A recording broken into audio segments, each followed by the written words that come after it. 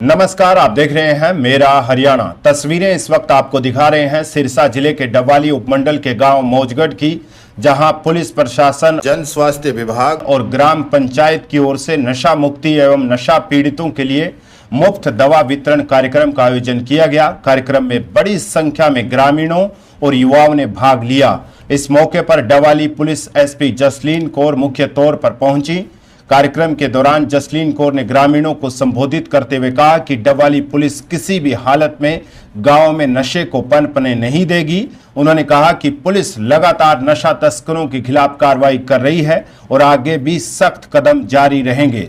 उन्होंने बताया कि पुलिस की टीमें उन युवाओं को भी मुख्य धारा में वापस लाने का प्रयास कर रही है जो नशे की गिरफ्त में आ चुके हैं। उन्होंने कहा कि अब तक सैकड़ों युवा नशे के जाल से बाहर निकलकर सामान्य जीवन की ओर लौट चुके हैं, जो समाज के लिए सकारात्मक संदेश हैं।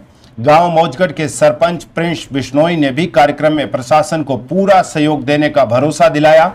उन्होंने कहा कि अगर गांव में कोई व्यक्ति नशा करता या नशा बेचता पाया गया तो इसकी तुरंत सूचना पुलिस को दी जाएगी। उन्होंने स्पष्ट कहा कि नशा तस्करों के प्रति किसी भी प्रकार की नरमी नहीं बरती जाएगी और पूरा गांव जो है वो पुलिस प्रशासन का इस मुहिम में सहयोग करेगा। सरपंच प्रिंस बिश्नोई ने कहा कि गांव के युवाओं को गलत रास्ते पर जाने से रोकने के लिए पंचायत लगातार जागरूकता अभियान चला रही है। उन्होंने ग्रामीणों से भी अपील की कि वे नशे के खिलाफ इस लड़ाई में पुलिस और प्रशासन का पूरा सहयोग करें। कार्यक्रम में नशा मुक्ति अभियान से जुड़े डॉक्टर हरसिमरनजीत ने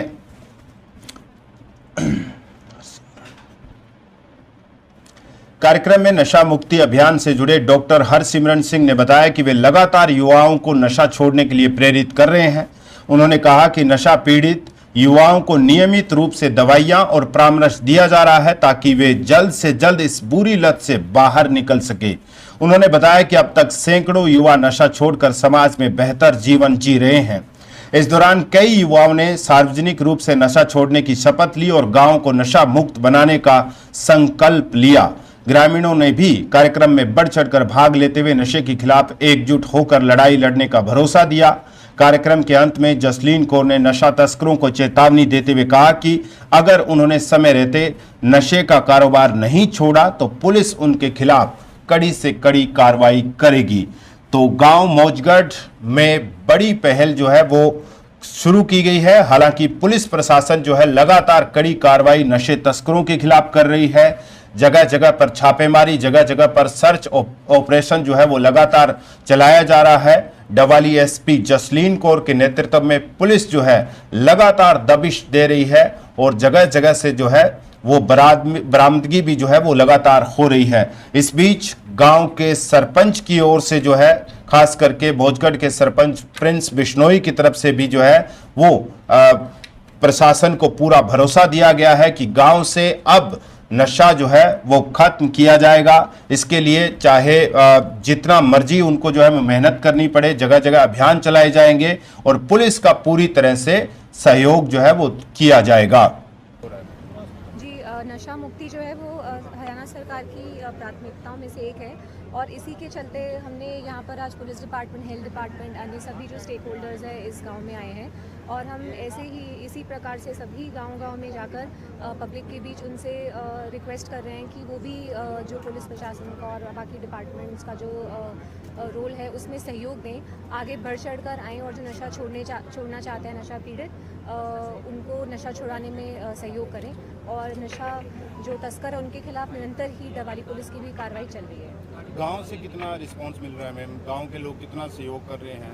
गांव से काफ़ी अच्छा रिस्पांस मिल रहा है। जहाँ पे मेडिकल कैंप लगाया गया था तो काफ़ी बढ़ चढ़ के यहाँ पे लोग आए हैं जो पूर्व में नशा पीड़ित रहे हैं और जो नशा छोड़ चुके हैं, उन्होंने भी आगे बढ़ चढ़ के लोगों को बहुत ही मोटिवेट किया है कि वे भी नशा छोड़ें और काफ़ी अच्छा रिस्पॉन्स है।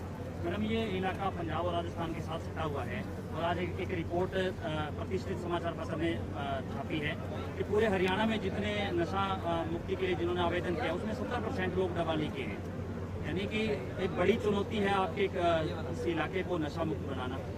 आवेदन किए, वो नशा छोड़ना चाहते हैं। जी जी जी। तो ये भी एक बहुत अच्छी बात है कि जो नशा करते थे वो सामने आ रहे हैं, वो छोड़ रहे हैं। निरंतर ही जो सभी विभागों का जो प्रयास है उसका ये परिणाम है कि लोग आगे आ रहे हैं, वो नशा छोड़ना चाह रहे हैं। तो ये एक अच्छे समाज के निर्माण के प्रति ये एक बड़ा कदम है। क्या संदेश देना चाहेंगे, क्या चेतावनी देना चाहेंगे नशा तस्करों को? नशा तस्करों को यही चेतावनी देना चाहेंगे कि वो जो अपना कारोबार है वो बिल्कुल बंद कर दें और किसी भी प्रकार का ये जो अवैध काम है और जो नशा तस्करी हो रही है इसके खिलाफ पुलिस बहुत ही सख्त कार्रवाई करेगी। तो बेहतर है कि वो खुद ही इसको छोड़ दें। Thank you. अभी मतलब हमारा जो 10 बिस्तरी है डी एडिक्शन सेंटर चल रहा है सरकारी अस्पताल मंडी डबवाली में। तो मैं प्रशिक्षित मतलब डी एडिक्शन के लिए प्रशिक्षित करवाया गया हूँ सरकार की तरफ से, और ये मेरे साथ ट्रेनिंग के वे आए हुए हैं डॉक्टर साहब हैं, ये भी साइकेट्रिस्ट हैं। तो अभी मेरे पास जो रजिस्टर्ड पेशेंट है वो 950 के करीब है, जो मेरे से डेली दवाई मतलब अब ले रहे हैं रेगुलर, मतलब सप्ताह में 2 दिन आकर। और मेरे पास ऑलमोस्ट 8 से 10 पेशेंट दाखिल भी रहते हैं। और सीएम साहब की अनाउंसमेंट भी है, अब इसको 30 बिस्तरिया कर दिया जाएगा, उसके लिए प्रक्रिया चल रही है। कितना रिस्पांस मिल रहा है सर? लोग छोड़ रहे हैं नशा? छोड़ रहे हैं, मतलब छोड़ रहे हैं। बेसिकली उनके काउंसलिंग सेशन भी करवा रहे हैं। हमारे पास काउंसलर भी आते हैं प्रत्येक मंगलवार और शुक्रवार को काउंसलर भी उनकी काउंसलिंग करते हैं। जो तो काफ़ी तो हैं जो सिर्फ मेरी दवाई पे मतलब मिलके जो उनको ज़रूरत पड़ती थी छोड़ने के लिए, जो उनको मतलब तोड़ लगती थी उसको छोड़ते थे दवाई, वो भी बंद कर चुके हैं काफ़ी पेशेंट्स। मेरे पास लिस्ट भी बनी हुई है उनकी, मैं उनको भी आगे लेके आऊँगा। जैसे आज मैंने एक पेशेंट को बुलाया था जोगेवाला से, वो जिसने छोड़ा था नशा, वैसे ही मैं आगे भी लोगों को मोटिवेशन करने के लिए कैंप्स जैसे लग रहे हैं तो उनमें उनको भी बुलाने की कोशिश करूँगा। सर, जो आपके पास पेशेंट आ रहे हैं, केस हिस्ट्री किस टाइप की है, किस टाइप के लोग ये नशा कर रहे हैं और बड़ा कारण आप क्या मानते हैं? नशा अभी तो मैक्सिमम चल रहा है गोलियों का नशा। चिट्टे का नशा जो कर रहे हैं वो कम है।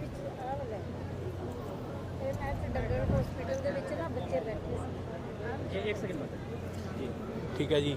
तो अभी जो नशा चल रहा है मतलब अलग अलग प्रकार का नशा चल रहा है, जैसे जैसे मिलता है। लेकिन मतलब शुरुआत होती है जब हम उनसे हिस्ट्री लेते हैं तो वो कहते हैं कि हम पहले पोस्ट खा रहे थे, अफीम खा रहे थे, वो अफीम और पोस्ट मिलनी बंद हुई, उससे सख्ती हुई तो गोलियों पे आ गए, गोलियां नहीं मिलती तो फिर हम चिट्टा का सेवन करने लगी।